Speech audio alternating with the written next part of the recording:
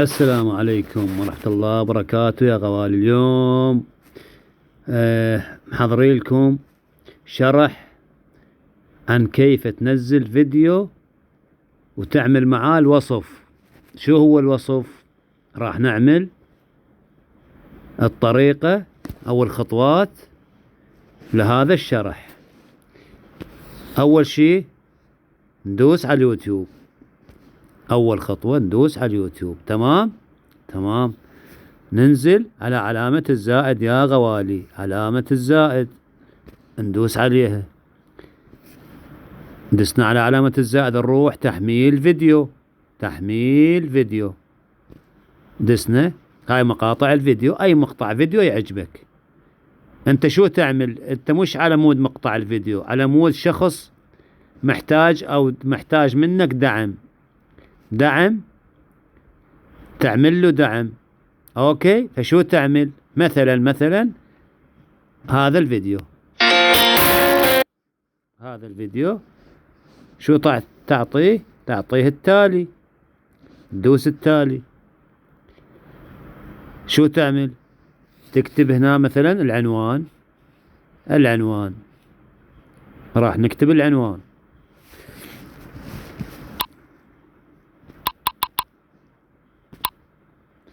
تمام.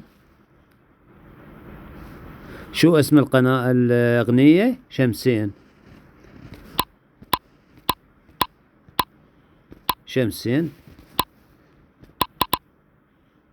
تمام. ننزل الوصف. شو معنى الوصف؟ تخلي رابط القناة اللي انت بدك تدعمها.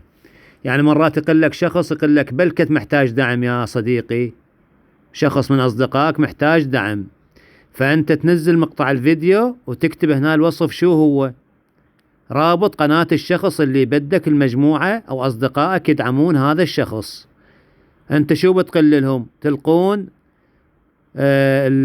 صندوق الوصف. هذا يسموه صندوق الوصف، اللي فيه الرابط تبع القناة اللي أنت بدك يدعموها أصدقائك، فهم راح يدخلون على الأغنية ويلقون الوصف، وراح يشتركون عند هذا الشخص اللي يدخلون عنده ويقولوا له من طرف الشخص اللي هو قال ادخلوا عند هذا الشخص. صندوق الوصف يسموه إضافة وصف، يسموه صندوق الوصف يا غوالي. تخلي رابط قناة الشخص اللي انت بدك دعم جماعتك إله، أصدقائك إله، والنوب تدوس على التالي. تمام يا غوالي؟ التالي راح تروح الأغنية وتنحفظ عندك وراح توصل عند أصدقائك.